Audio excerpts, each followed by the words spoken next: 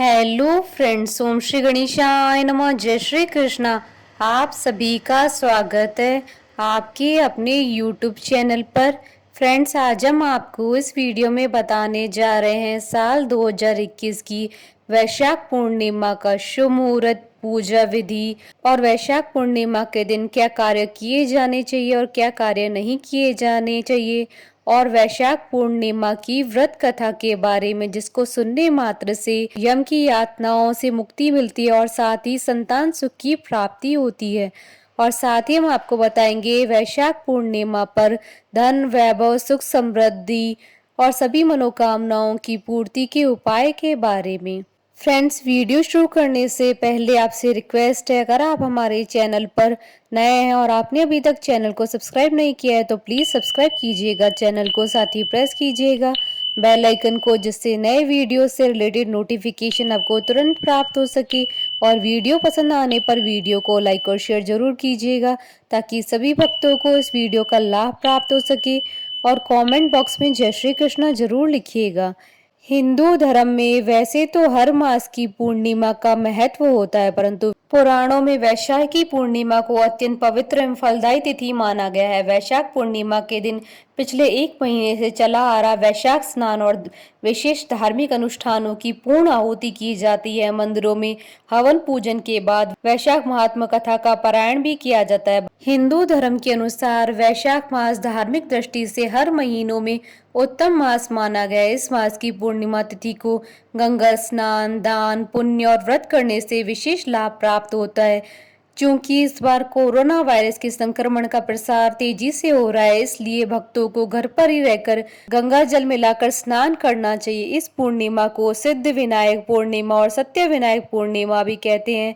वैशाख पूर्णिमा की तिथि के दिन ही महात्मा बुद्ध का जन्म हुआ था, इसलिए इसे बुद्ध पूर्णिमा भी कहते हैं।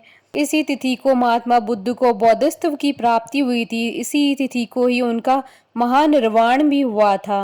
भगवान श्री कृष्ण ने वैशाख पूर्णिमा का महत्व अपने परम मित्र सुदामा को उस समय बताया था जब वे द्वारिका पहुंचे थे। श्री कृष्ण जी के बताने के अनुसार सुदामा जी ने व्रत किया, इससे उनकी दरिद्रता और दुख दूर हो गए थे। इससे वैशाख पूर्णिमा का महत्व और बढ़ जाता है। वैशाख पूर्णिमा के दिन भगवान विष्णु की पूजा अर्चना करने का विधान है। इस दिन भगवान विष्णु की पूजा करने से सभी मनोकामनाओं की पूर्ति होती है। इस दिन व्रत रखने से सुख समृद्धि में वृद्धि होती है। वैशाख पूर्णिमा को बुद्ध जयंती के रूप में भी मनाया जाता है। हिंदू पंचांग के अनुसार इस साल वैशाख पूर्णिमा 26 मई 2021 को है और इसी दिन साल का पहला चंद्र ग्रहण भी लगने जा रहा है। यह ग्रहण संपूर्ण भारत में नहीं दिखाई देगा, जिसके चलते इसका प्रभाव भी संपूर्ण भारत में नहीं पड़ेगा।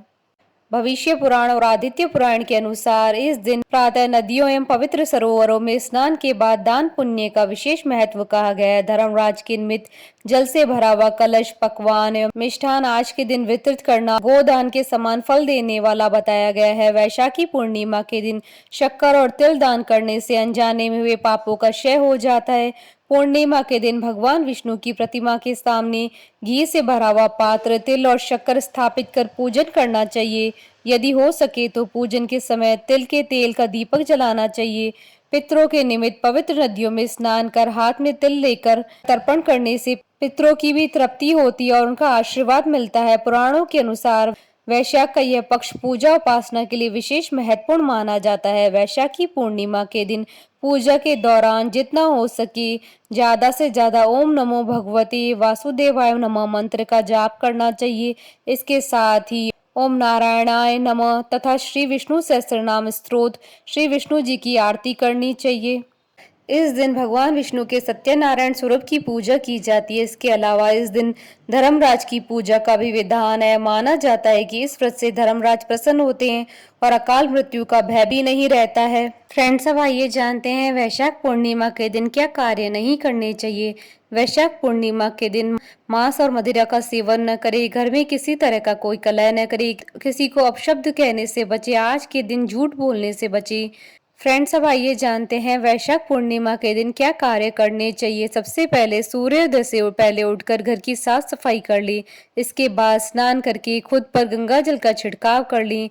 घर के मंदिर में विष्णु जी की प्रतिमा के सामने दीपक जलाकर उनकी पूजा करी।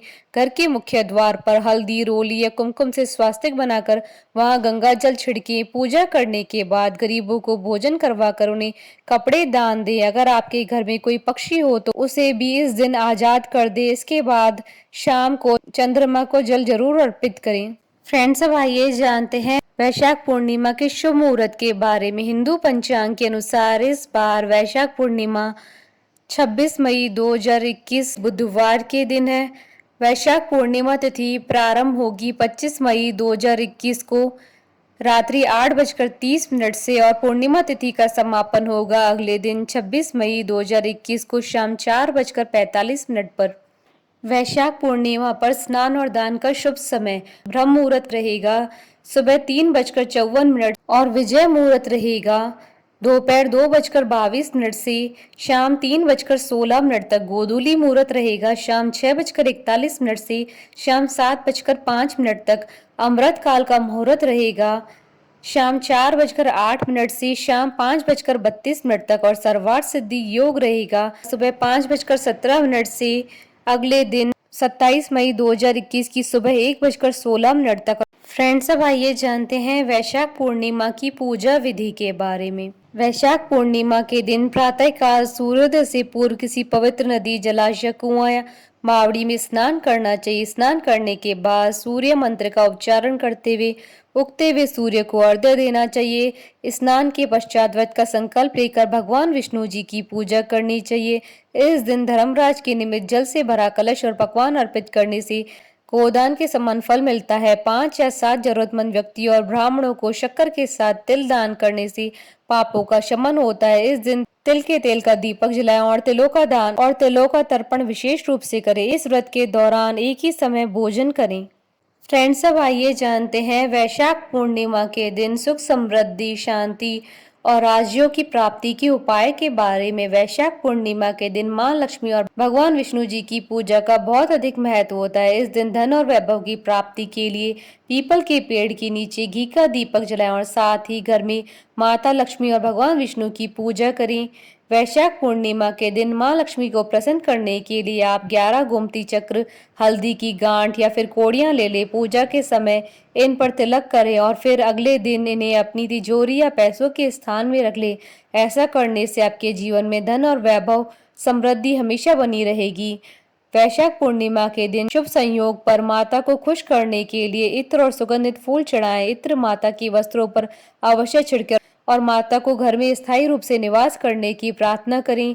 वैशाख पूर्णिमा के दिन शिव जी की पूजा भी की जाती है। इस दिन शिवलिंग पर जल चढ़ाकर धूप से पूजा करें और ओम रुद्राय नमः मंत्र का जाप करें। ऐसा करने से आपको माता लक्ष्मी के साथ साथ भगवान शिव का आशीर्वाद भी प्राप्त होगा। शास्त्रों में इस दिन दान पुण्य का विशेष महत्व बताया गया है। पूर्णिमा के दिन जरूरतमंदों को भोजन और दान आदि करें, इससे धन, धान्य और वैभव की प्राप्ति होगी। वैशाख पूर्णिमा के दिन सफेद चंदन में केसर मिलाकर भगवान शंकर को अर्पित करने से घर से कलह और अशांति दूर हो जाती है।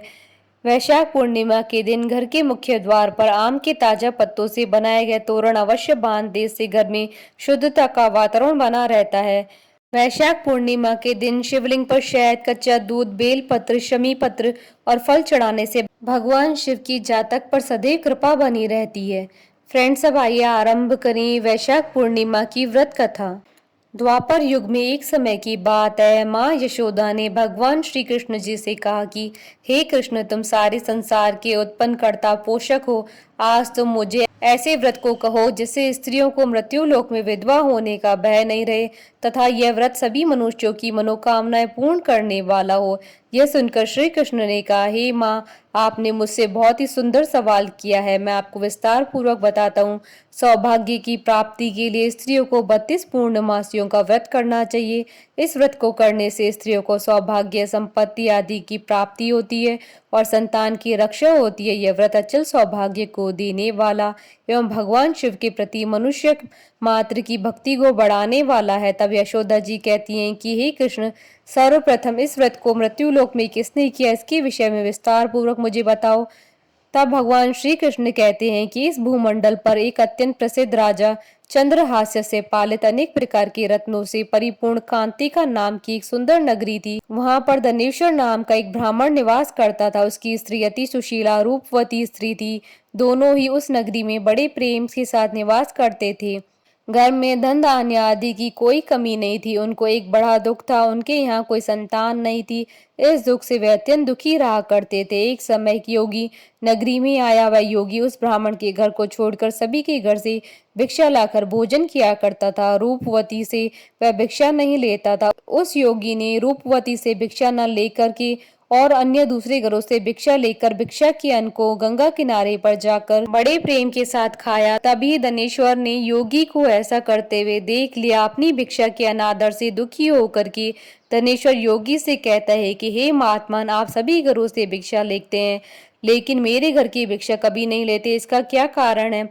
तब योगी ने कहा कि निसंतान के घर की भीख पतितों के अन्न के समान होती है और जो पतितों का अन्न खाता है वह भी पतित यानी पापी हो जाता है। क्योंकि तुम निसंतान हो, तुम्हारे यहाँ कोई संतान नहीं आता, पतित हो जाने के भय से तुम्हारे घर की भिक्षा नहीं लेता हूँ। धनेश्वर यह बात सुनकर अपने मन में बड़ा दुखी हुआ और हाथ जोड़कर के योगी के पैरों पर गिर पड़ा तथा आतुर भाव से कहने लगा कि हे महाराज, ऐसा है तो आप मुझे कोई पुत्र प्राप्ति का उपाय बताइए।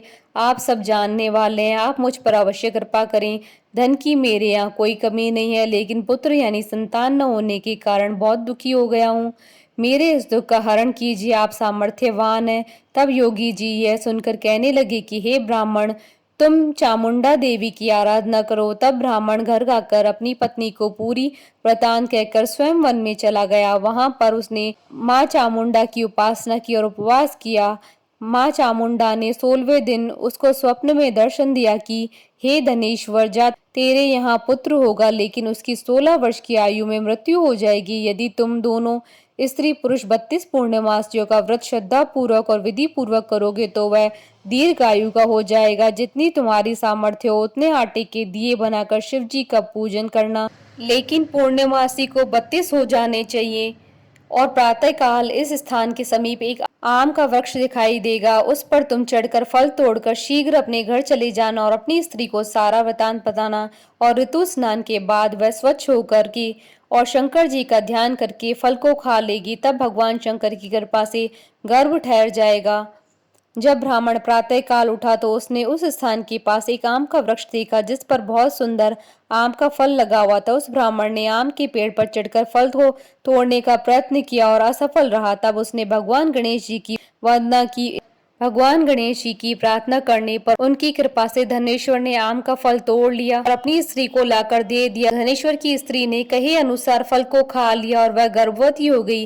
देवी जी की असीम कृपा से एक पुत्र प्राप्ति हुई। उन्होंने उसका नाम देवीदास रखा। बालक अपने पिता के घर बढ़ने लगा। भवानी की कृपा से वह बालक पढ़ने में भी बहुत होशियार था।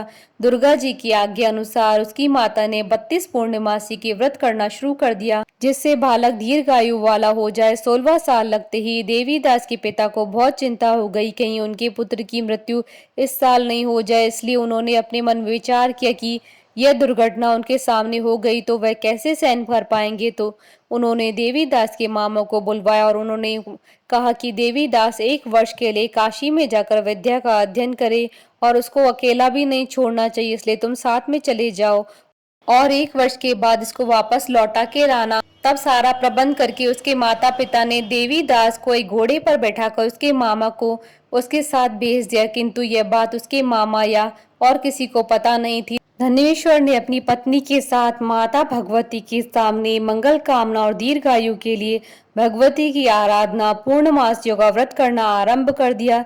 इस प्रकार उन्होंने 32 पूर्णमासियों का व्रत पूरा किया।